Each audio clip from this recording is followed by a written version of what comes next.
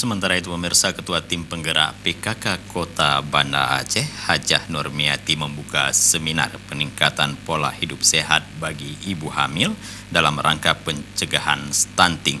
Kegiatan yang diikuti oleh Ketua Tim Penggerak PKK Kecamatan dan Gampung di seluruh Kota Banda Aceh dilaksanakan dengan virtual meeting Zoom di Pendopo Wali Kota setempat Senin pagi.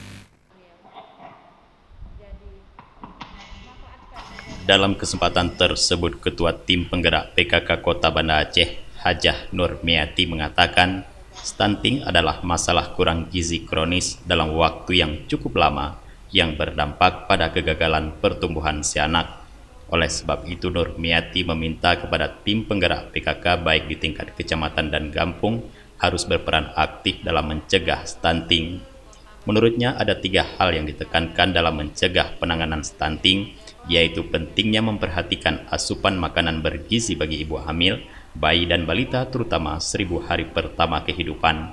Kedua, pola asuh orang tua sangat mempengaruhi pertumbuhan dan perkembangan otak si anak. Dan yang ketiga, kesehatan di lingkungan atau yang lebih dikenal dengan perilaku hidup bersih dan sehat. Melihat hal tersebut, tim penggerak PKK Kota Banda Aceh meminta seluruh pengurus PKK kecamatan hingga kampung harus bersinergi untuk mencegah dengan harapan terjadinya penurunan angka stunting di Kota Banda Aceh. Selain itu, tim penggerak PKK Kota Banda Aceh juga telah melakukan sosialisasi kepada masyarakat terkait program Aceh Mandiri Pangan.